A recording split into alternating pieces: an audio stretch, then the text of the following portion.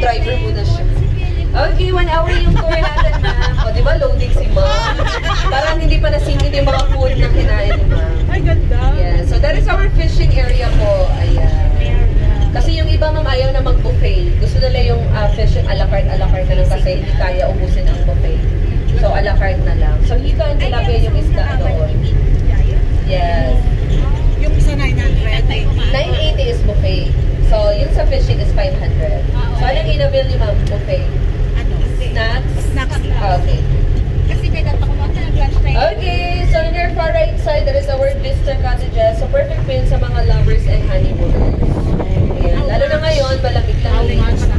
4,000 po siya, around 4,000 per night. May kasama ng breakfast. Okay, pwede rin kayo dito mag-seminar because we have our garden hall, pinakamalaking function area, 300 katao ang kasya. On your left, that is our deer park. Ayan. Nandyan po yung maraming deer. Yes, puro yung iba nandun sa baba. Ayan. Iniwan nyo ang mga deer nyo. Oo, Yes. ayaw niyo sumama, di. Yung mga deer po dito, nag-start lang po, 2 lang, girl and boy. Yan, hanggang nagmahalan sila, ma'am, dumami sila. Kasi malamig-lamig dito, ma'am. Ayan, around 30 plus na sila sa loob. Yes. So, Kumayo at nagparami. pinapropagate sila kasi endangered species na sila po. Ayan. So, ngayon, around 30 na sila, nag-start ng 2. Then, ang kinakain nila mostly po is mga leftover lettuce. Ayan. So, siyan po yung mga ano namin dito. Organic. Yes, organic po. Lahat na kinain niyo yung mga palaman sa sandwich. Ayan, there are hydroponic. Kasi we have our own hydroponic vegetable garden. Ayan, maya-maya, ayan, makikita niyo yung mga vegetables namin. Kagaya ngayon, ayan, on your right side. Ayan. Ano yung mga hydroponic namin? Yung mga lettuce. Ayan yung mga sinaserve lang po sa restaurants, sa snacks, sa fishing. So this is soilless way, walang soil. So coconut husk po yung ginamit dyan, yung diniling na bunot. And then flowing water lang siya. So this is the green leaf or the loose leaf lettuce. Yeah, so from planting po, 35 days lang yan, pwede na siyang ma-harvest. So mabilis lang. Ha? Nasa jikinan mo. Dito pala galing yun. Yes. Ayan, red salad bowl lettuce naman po on your Kabila ka na. Mahina po ang kalaman. Lamo na. Okay, this one is salad tomatoes. Meaning yung malalaking kamatis. So, 77 days naman po siya bago ma-harvest. Yes. So, pwede kayo makabili din man sa restaurant or sa mga market. Mangosteen trees.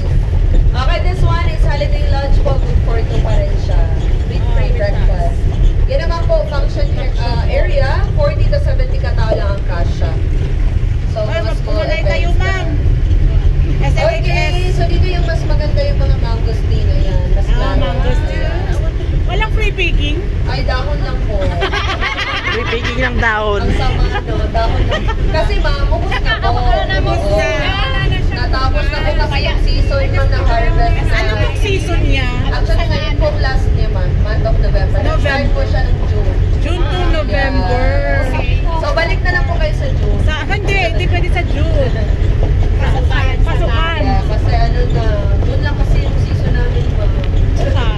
Okay, so we have our 3 stops. So, ito yung una natin, flower garden. So, dito kayo unang bababa for picture.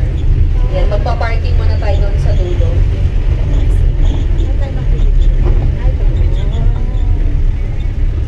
So, this is the flower garden and may amphitheater din kami dito. So, yung flower garden, often used po siya sa mga pictorials, mga prenup. And then, yung amphitheater naman is for garden wedding. Okay. Sunflower. So, our plate number for the shuttle is 566. Okay, 566 po tayo. Sabi dito doon tayo, ano para ano? 566. Ako mag-iPhone ni mama nga po. Yes. Ito, cellphone ko na lang. Okay. Group na lang kayo mga native, yung mga indigenous people. Pero wala na mga native talaga doon, bali culture na lang nila, lifestyle. Pero may mga performer doon na mag-welcome sa atin. Short performance lang talaga. Okay, so dadaan tayo dito ngayon sa Rainbow Pass. Ayan, ano na? Kulimlim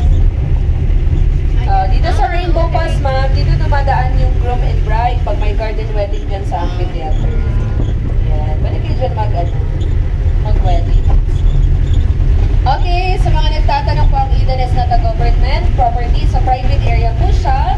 Ang may-ari po dito is Ayala Davao. So, not related in Manila na Ayala. Magkapili na lang sila. Yes. So, dito, local lang po talaga na Ayala. Yes. So, nabili po nila yung area, 1970. And then, after that, na-start na nila mag-develop sa area. So, bumili sila ng libo-libong pine seedlings. Sa Baguio City po yung mga pine trees namin from Baguio. Yeah, Caribbean, Benguet, and Norfolk pine. So, yan. So, kumuha naman sila kasi malamig din kasi dito na area. And then, 1997 po, na-open ang Eden sa public. So, Di ba nagdanos na? 27 years na po. ang Flower? Eden. Nadagi ka sa taga-dyan. So, kabuuan po ng Eden is about 75 hectares. Ayan. That's why, kailangan nyo talaga mag-shuttle. Kasi kung hindi man, hindi nyo maikot yung area. Kasi medyo malawak talaga siya. Yes. Hindi medyo. Talagang malaki. Oo. Ayan po, yung mga ano namin, mga bayabas. Ginagamit mo yung like jelly. Yan. Pinapahinog siya para ginagawang jelly. Ayan, dito, going na tayo sa forest area. Pero in your left po, marami kami diyang mga kakao. Ayan, yes. Kaso, hindi na po yan dito harvest. Nahuhulog lang sila. Ay, sayang. Yes. Sayang, sarap yan. Ito naman is our plant nursery. So, dyan na kumukuha ng mga ere-plant dito sa loob ng resort. Yes. Kasi po, 3 hektarya yung mangosteen namin. So, ito na yung continuation ng mangosteen tree. Kung may bala kayo magtanim, so mag-aantay pa kayo ng mga 8 to 15 years bago magbunga ang mangosteen. Yes. Wala kami grafted, pero sabi nila mas mabilis. Pero mas maikli ang buhay. Yes. Sir? Ito pa, seedlings, pero wala kami binibenta na seedlings. So, tayo pa. Ito kasi namin is mga, ano na siya, mga 40 years old na sa. So, that's why, every year na siya namumunga. Once a year lang din. So, ayan, nung June, start po siya nagpa-flower. So, July, and may bunga na. Harvest time na po yung August. Kadaya 1 month. Yes. Yes. Kaya maraming prutas dito pag mga August mo sa Mindanao. Kaya mga ginaganap yung kadayawan sa August kasi yun yung mga Harvest. tang-ani. Harvest Oo, festival yun. Yes, parang ganun na. Kaya different kinds of foods, ayan. Matitikpan nyo sa kadayawan. Ano. Okay, aside for your tour, ma'am, pwede din kayo dito mag-walking around lang. Ayan, yung maglalakad-lakad lang kayo. So, sa kaya lang din naman. Usually, mga foreigners yung gumagawa niya. Mga bata-bata pa. So, gusto ko sila nature trip. So, pwede din kayo dito mountain trail hiking or your trekking. So, in your upper right, ayan po yung trail area. So, 2 to 3 hours po yung trail namin. So, kung kaya lang po. So, hindi po siya advisable pag maulan yung trail kasi delikado. Madulas kasi maliit lang po kasi yung daanan namin. Kagaya niyan sa left side. Ayan, yun po yung dinadaanan ng trail.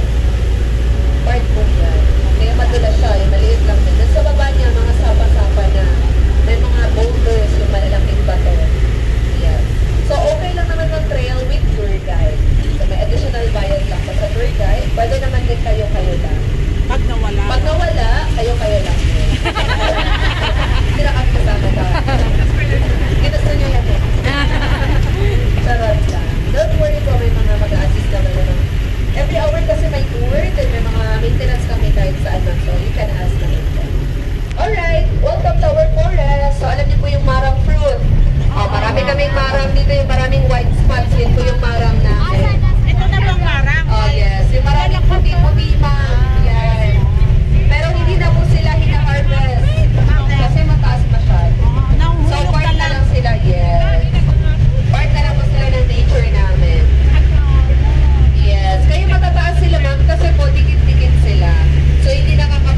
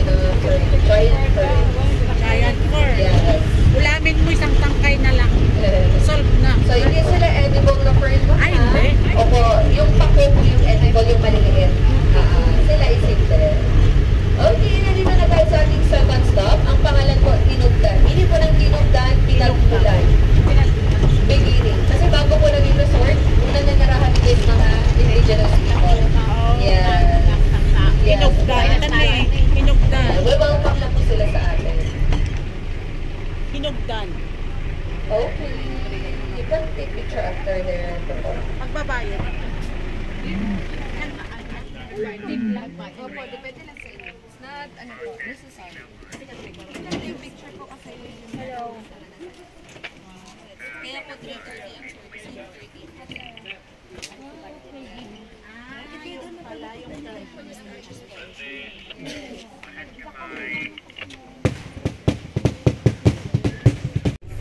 Okay. Salamat! Bye-bye! Kaya po 330 ang tour. Kasi pag wala sila, 300 lang. Kasi yung 30 for them, allowance, PM, yung tip, ay laking tulong na din sa kanila yung actually, budget po talaga din ako nang simula. Yes. 12 years old pa lang, nandito na po ako sa IDE. 27 years old na po ako. Opo, yes. Yan. Yung mga ginagamit ko sa school, just lang. Opo, yung allowance, bigay ng tip ng guest, yung ginagamit ko sa tuition, hindi na po ako humingi sa parents ko. So, parang lumaki po ako na dependent na. Ayan. Oo, work ko.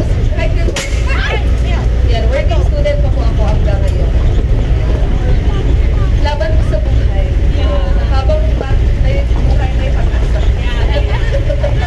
Yan, ano na talaga. Ano na tayo, positive lang tayo sa bahay. Okay, we're now going to our last and final stop, ang Lola's Garden. So, ang Lola's Garden, bukid style lang po talaga para lang kayo sa bahay ng mga sinaunang panahon. Ayan. May makikita kayong mga kanami, light overlooking of Davao and Samal Island.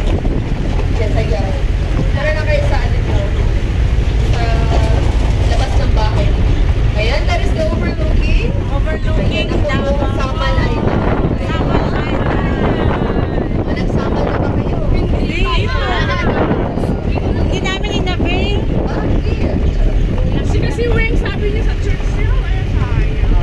Next time kaya, kaya pa yan, babalik kayo. Ito naman mga herbs and spices, mga cilantro, mga basils, mga rosemary, tarragon, thyme, curry leaf, lahat po yung ginagamit din sa restaurant. Organic yan po. And then may mga tanim din kami ng mga yellow dragon fruit. Ayan. Ito mga yellow. Ayan. Ito. Yes, ang yellow po mas maliit po siya. Saka rare. Pinira lang. Matamis din siya. Okay, this is the Lolas. We have the Wishing Well, overlooking Carabao, Mabait, and the Giant Bank. Carabao, Mabait. Yes. Oh, so cute naman this. Yeah, okay. Kanya pa na napanantay ni Jemay. Naglaing daan, nagtinta. Dito muna tayo sa bamboo mag-picture.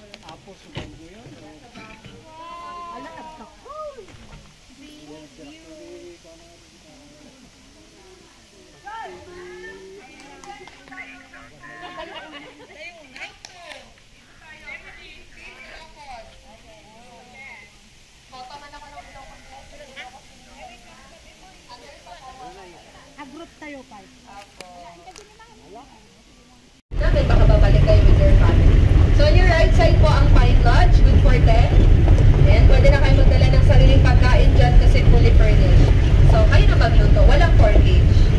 So feel at home na kayo dyan. Kaso malayo lang siya.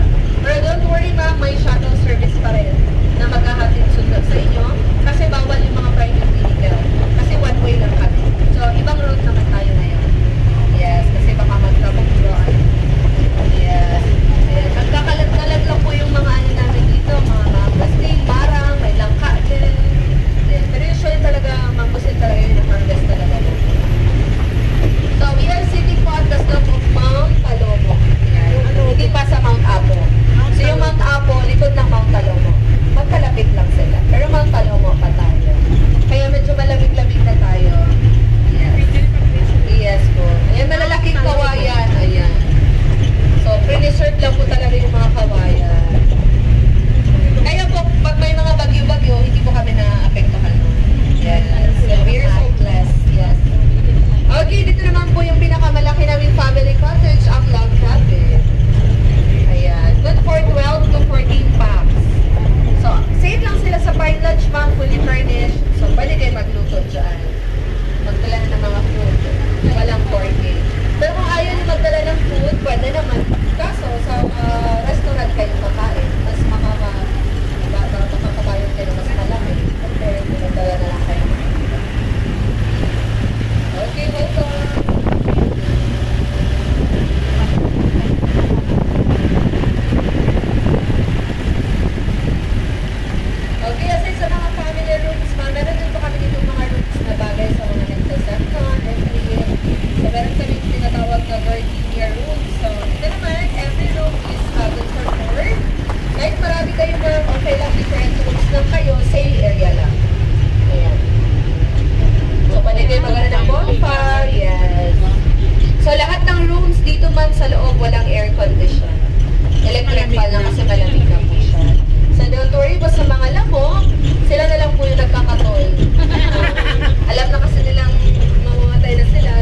mag-adjust na lang sila.